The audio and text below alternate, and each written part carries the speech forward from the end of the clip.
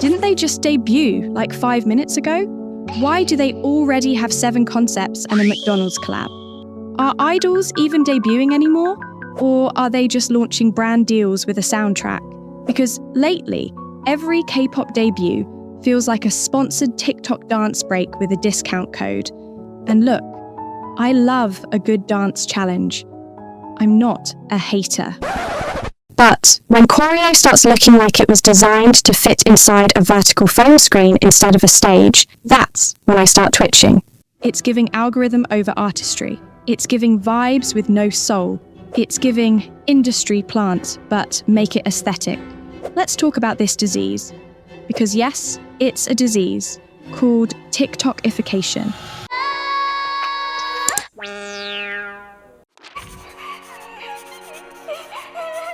Side effects may include chronic lip syncing, severe law-induced headaches, and sudden disbandment. Symptom 1. Choreography is no longer choreography. It's micro-movement marketing. Gone are the days of full-bodied routines with levels, power, and intention. We used to get dance breaks that made your spine hurt just watching. Now it's just hand tap, shoulder pop, peace sign, fake laugh, pose. It's all designed to hit in the first 5 seconds, so some random influencer in Ohio can duet it and call it K-pop core. At this point, backup dancers have more stage presence than half the idols debuting this year. And let's not pretend idols don't know this. Their whole dance practice now looks like it was choreographed by an algorithm. It's not about telling a story or hitting emotional peaks anymore. It's about what will trend. What part of the song will the company loop in teaser clips? What will hit on TikTok? What's easy enough for fans to copy but catchy enough to get stuck in your head like a mosquito in a rave? Now, symptom 2. Sped up audios.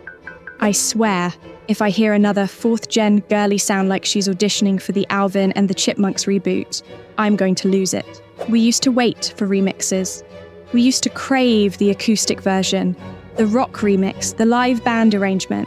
Now we get the same song, but uncomfortably fast. Like someone pressed the gas pedal on accident and said, "Yeah, that slaps." Sped up audios weren't even made for actual listening. They were made for aesthetic thirst traps and hair flips in parking lots. But now, companies are releasing the official sped up version as a track. The label execs looked at the timeline, saw 14-year-olds doing a blurry hair flip in 0.5x speed and said, that's the market now. And worst part? They're not wrong. That is the market. Symptom 3. Teaser culture has spiraled into a level of nonsense even I, a certified K-pop enjoyer, cannot justify. Back then, a teaser was 1 image, maybe 2, and then the song dropped and we screamed. Now, these kids drop a pre-trailer teaser of a cinematic concept film for a pre-release digital single that doesn't even have a chorus. You get 17 teaser posters, 3 mood samplers, an AI voice reveal, and a webtoon where the members are vampire baristas. And after all that, the title track is 2 minutes long and 90% chorus. Because if it was longer, you'd realise half of them can't sing live without a backing track louder than a jet engine. Remember when idols used to debut with, like, a song? Now they drop a clothing collab and a lore trailer before we even hear a note. They're not idols anymore, they're unpaid interns at Marvel Studios. And even Marvel had better plot consistency. And don't come at me with, it's just marketing. I know it's marketing, I took a class. But there's a difference between building hype and baiting engagement. These companies are treating every comeback like it's an NFT launch. Just say you want clicks and go.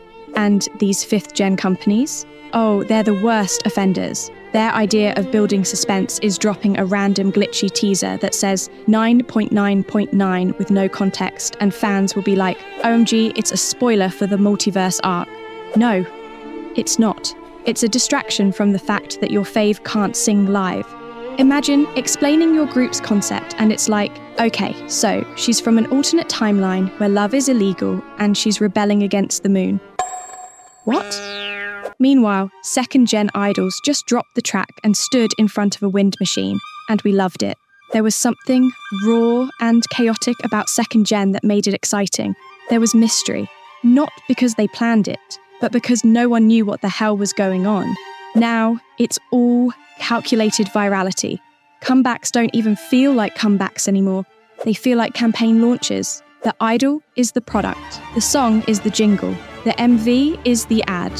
The TikTok trend is the customer outreach strategy. It's K-pop as content, not craft. And let me be clear, I'm not anti-TikTok. TikTok is where I found some of my favourite underrated groups. TikTok can break a song globally in a way no music show ever could. But TikTok shouldn't be the goal. It should be a tool.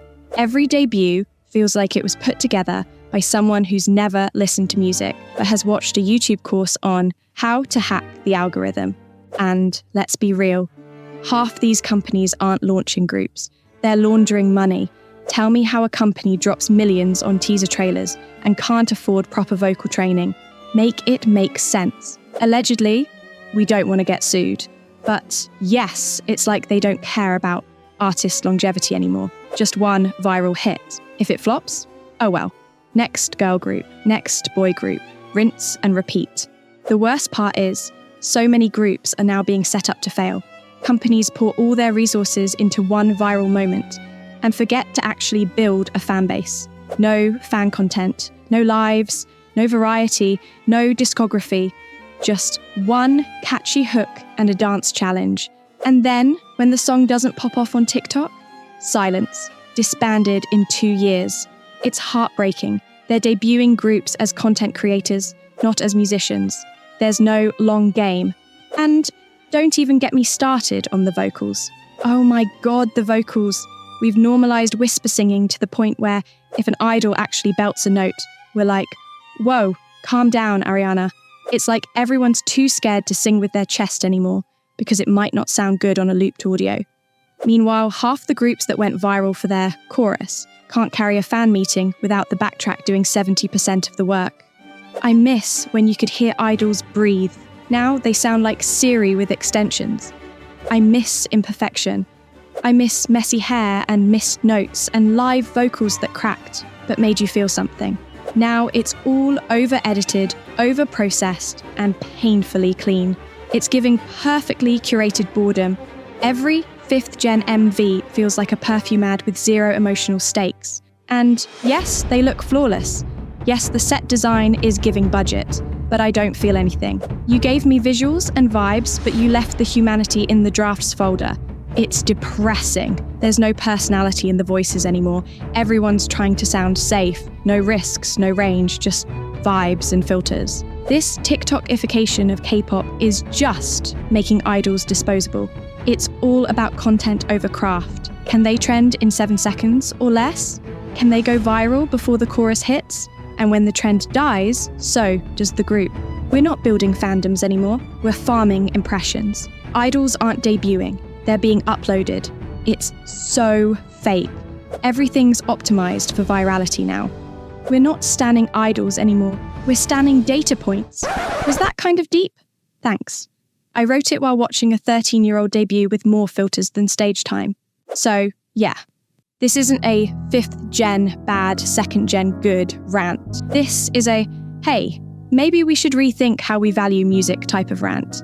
Maybe instead of chasing the next viral snippet, we let artists make actual songs. Maybe we stop treating debuts like product drops. Maybe we bring back real vocals, real stages, real risks. Not everything needs to trend. Some things just need to resonate. Because at the end of the day, I don't want to remember a group for their 5-second viral moment. I want to remember them for their voice, their story, their stage. I want to scream lyrics, not TikTok sounds. And if that makes me a hater, good. I'll be the villain.